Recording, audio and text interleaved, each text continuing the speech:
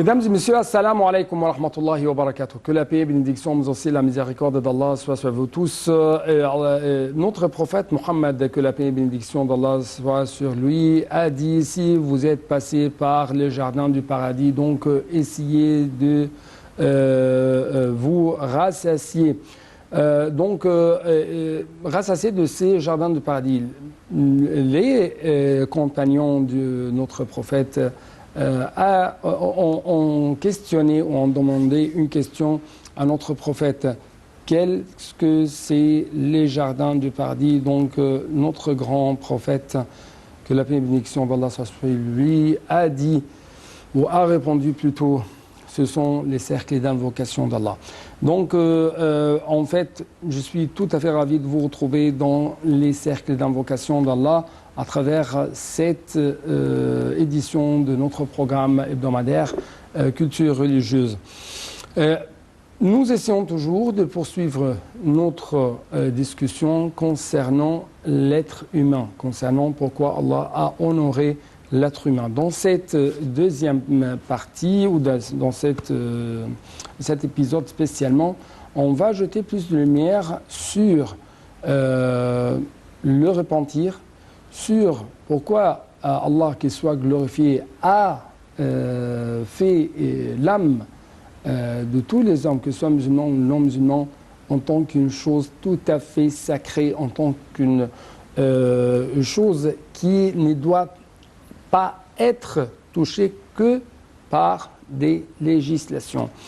Autre chose très importante, c'est le suicide. Est-ce que c'est permis de se suicider, oui ou non?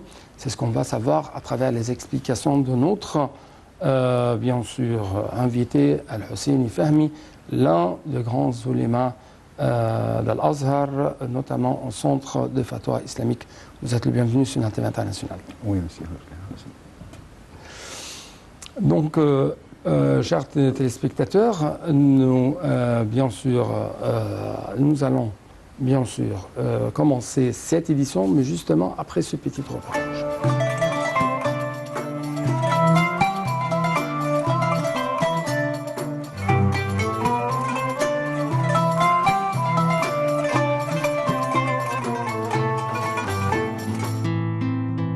Préserver la vie et en prendre soin, c'est respecter les instructions de l'islam qui a interdit toutes sortes d'atteintes, peut y être porté et alerté sur le fait de se suicider ou d'en finir avec une âme innocente.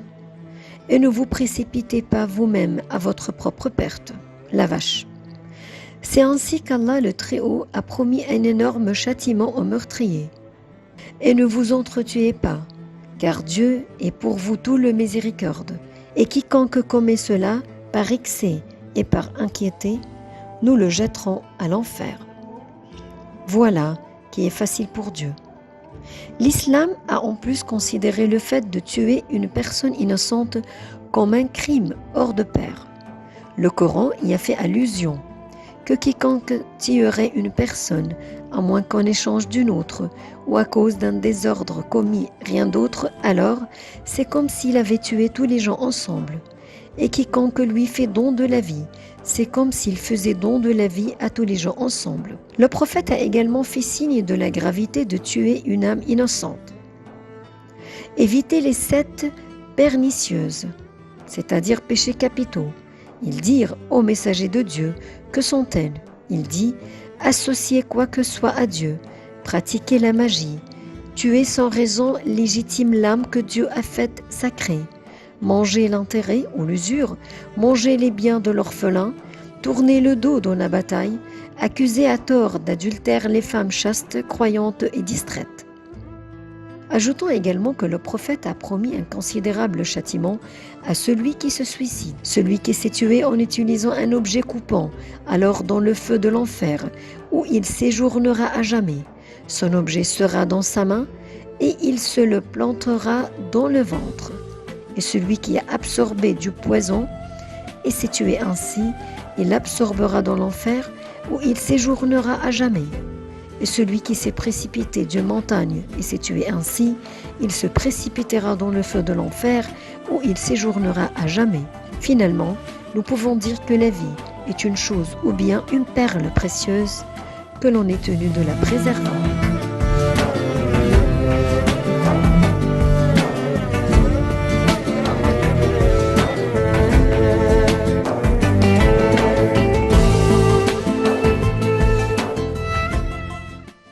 Le repentir est le retour du péché vers l'obéissance et il est obligatoire. Et repentez-vous tout à Allah, ô les croyants, afin d'obtenir le succès. Il est donc obligatoire pour le musulman, lorsqu'il commet un péché, de s'empresser de se repentir à Allah.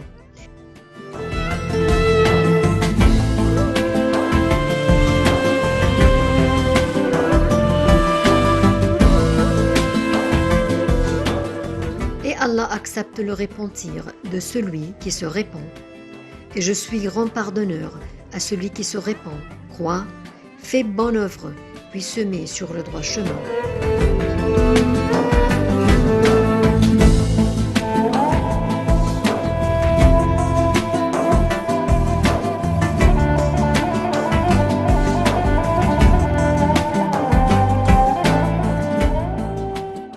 Et ceci est une grâce d'Allah.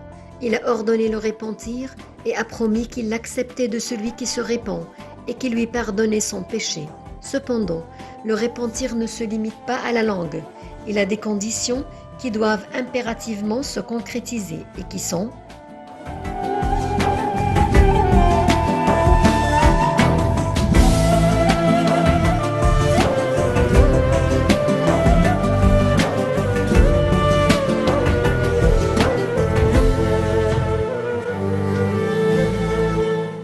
délaisser le péché et s'en écarter. Il ne doit pas dire qu'il se répand à Allah alors qu'il n'a pas abandonné le péché et ne l'a pas délaissé.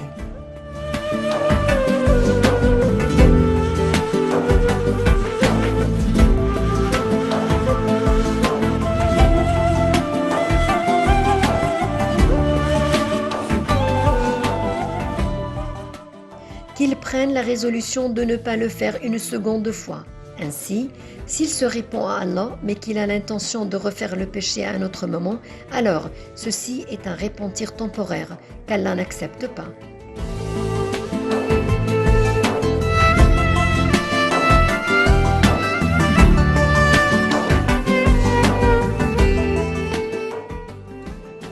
Qu'il regrette ce qu'il s'est passé, qu'il pense à ce péché et qu'il en ait peur. Il doit donc avoir peur de ce péché et regretter ce qu'il a commis.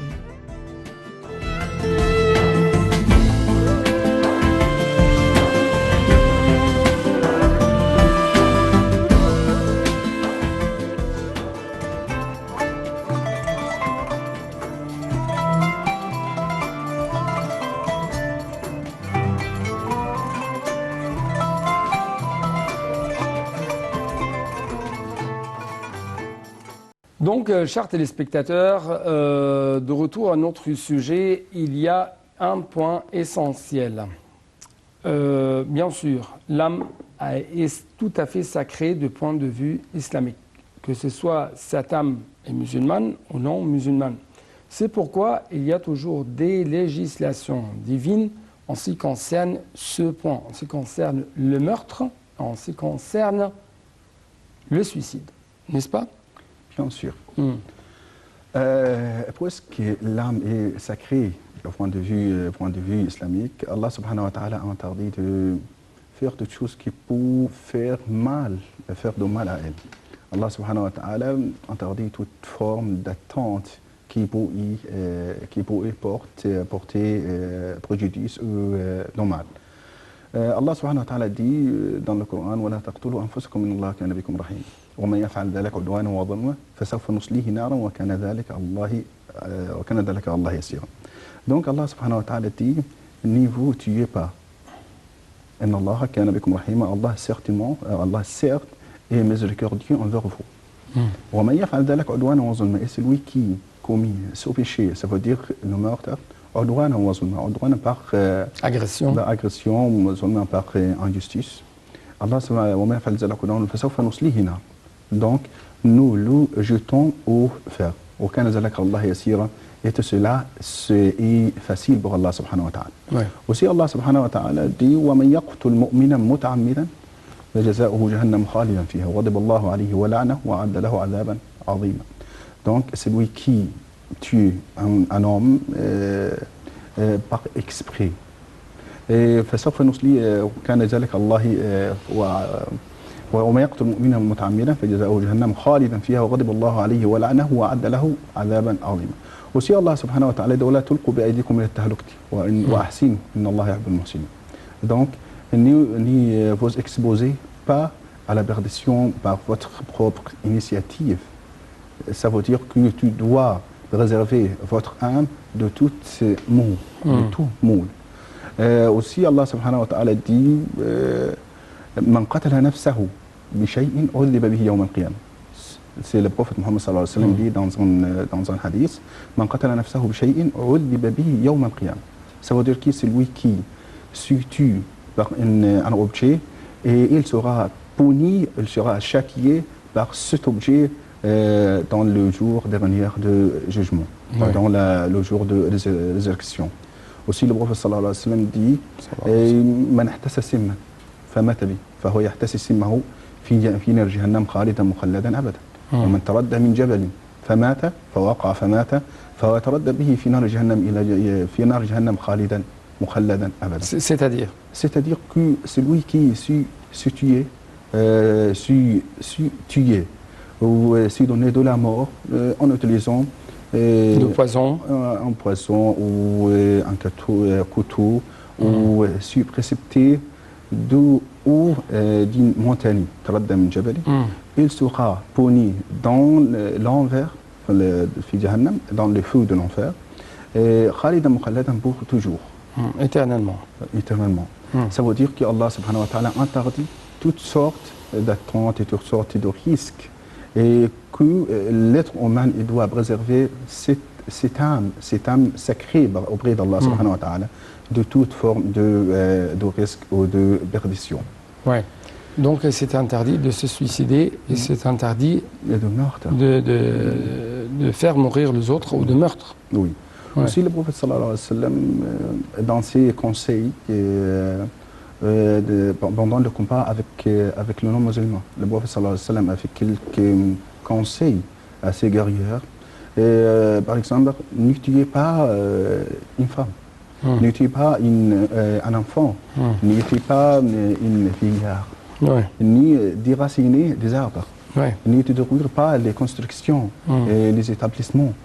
Tout cela pour donner une point et ne tuez pas les autres ou les non-musulmans. Oui. N'est-ce pas?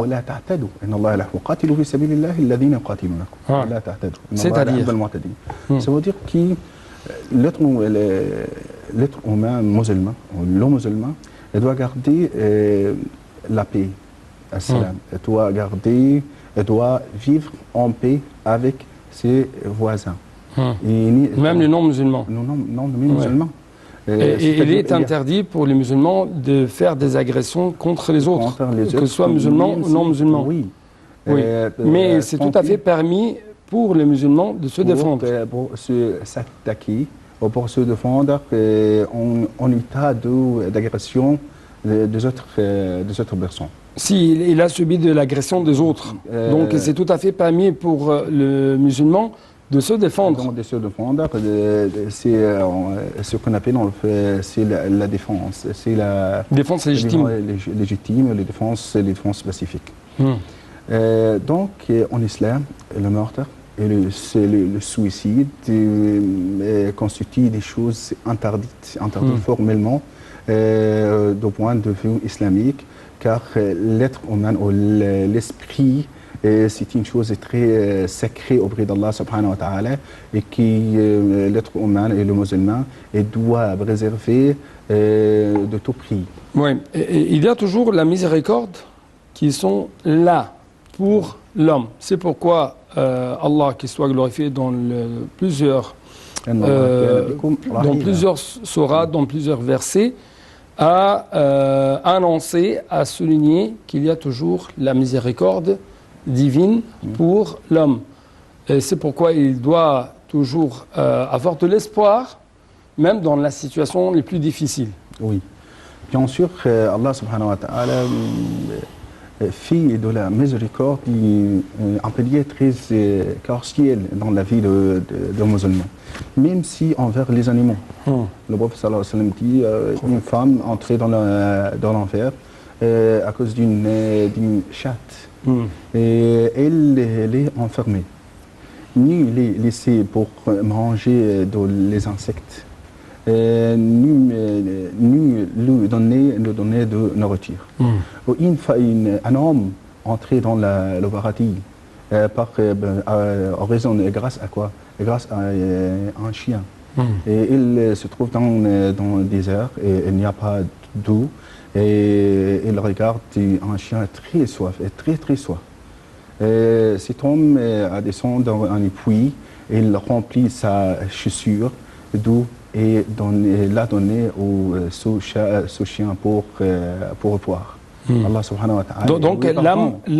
Donc l'âme, au sauvegarder, l'âme que ce soit pour l'être humain ou pour les animaux, ça représente une valeur très importante pour Allah.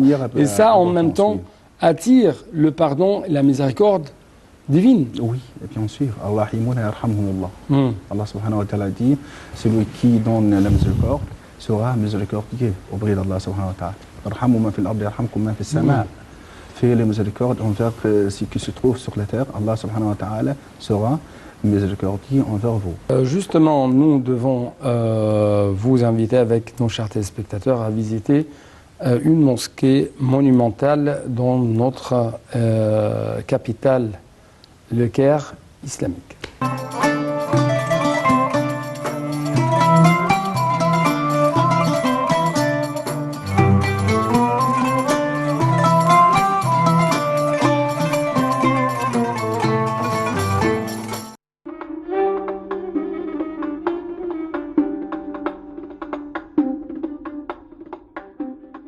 La mosquée Ibn Touloun au Caire est la plus ancienne mosquée de cette ville qui soit dans son état originel et d'ailleurs le plus ancien monument islamique du pays.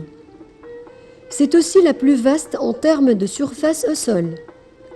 Elle se trouve non loin de la citadelle de Salah ad-Din et de la mosquée du sultan Hassan. Elle a un minaret en forme de spirale qui rappelle celui de la grande mosquée de Samarra en Irak. Sa construction a été ordonnée par Ahmad ibn Touloun, gouverneur abbasside d'Égypte, qui gouverna le pays de manière pratiquement autonome de 868 à 884. Selon l'historien al-Maqrizi, la construction de l'édifice commença en 1876. Une inscription date son achèvement de l'an 2065 de l'Hégire, c'est-à-dire l'année 879 de notre ère. Les travaux de construction de cette mosquée ont duré 2 ans. La mosquée consiste en une cour intérieure d'environ 92 mètres carrés, au milieu de laquelle se trouve un dôme supporté par un tambour octogonal reposant sur une base carrée, avec 4 entrées arquées et une fontaine pour les ablutions au centre. La mosquée de Ibn Touloun ressemble à celle de Samarra en Irak, notamment son minaret qui n'a pas son pareil en Égypte. Ceci est dû au fait que Ibn Touloun a vécu au palais abbasside à Bagdad.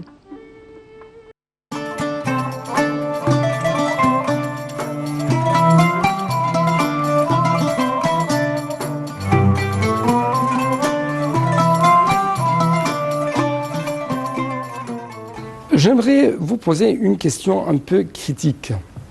S'il y a des gens qui se sont suicidés, par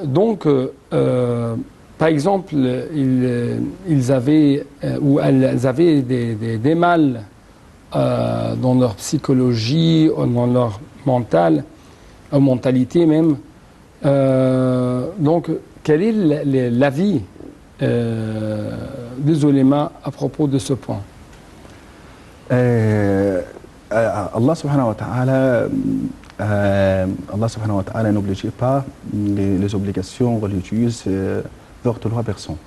Allah, le prophète sallallahu alayhi wa sallam dit رفع القلم عن ثلاث عن المجنون حتى يفيق. Si les médecins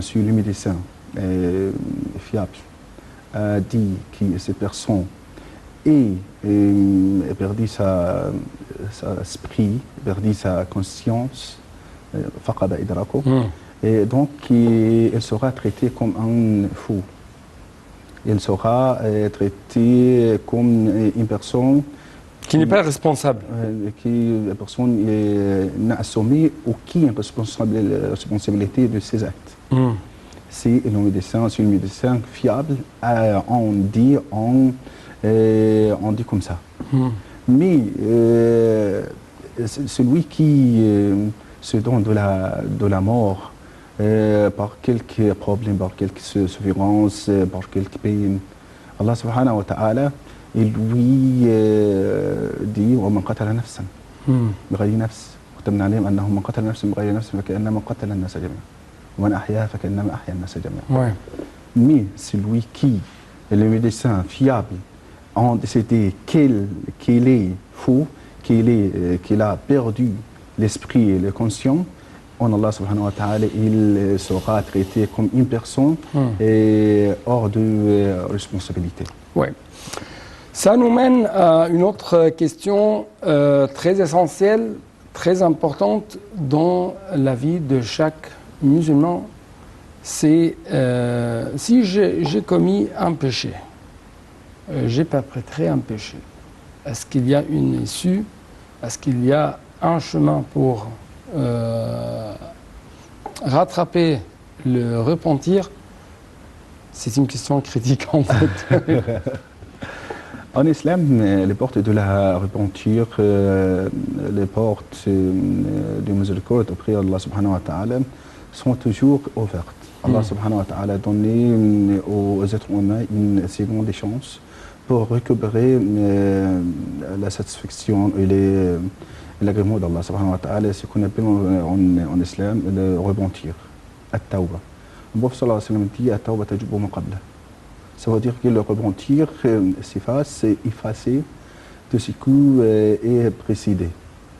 Aussi, le prophète Allah subhanahu wa ta'ala dit إلا من تاب وآمن وعمل عملا صالحا فأولئك يبدل الله سيئاتهم حسنات وكان الله غفورا رحيما.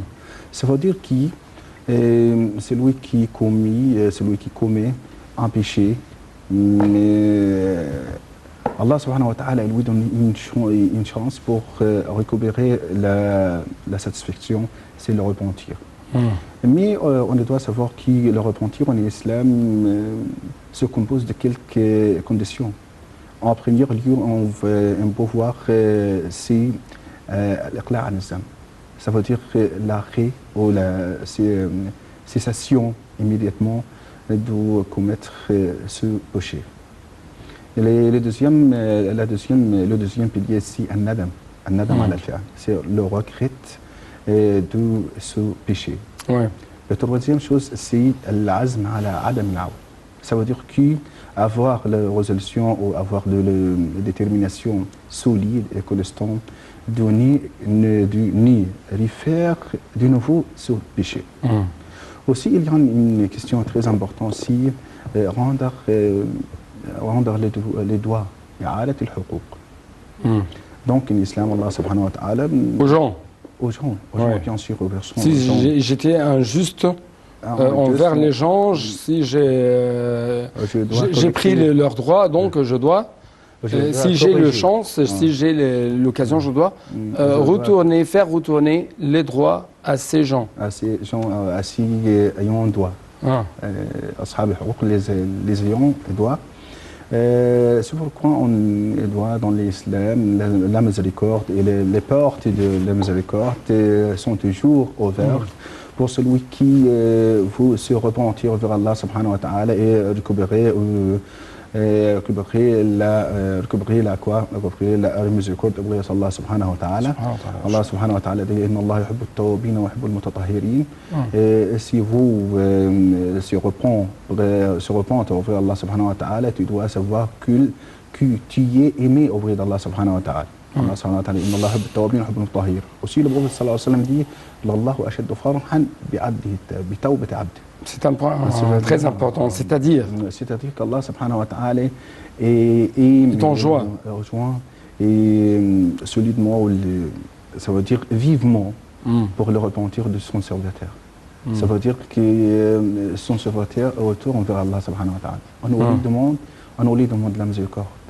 Donc, dans ce cas, Allah subhanahu wa ta'ala se réjouir de la mesure j'ai entendu parler même que la joie d'Allah, qu'il soit glorifié, est plus que une personne qui a perdu son chameau dans le désert, et après ça il l'a retrouvé.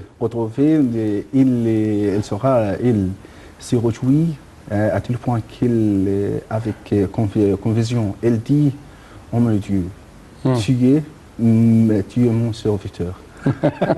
Je suis ton Seigneur, de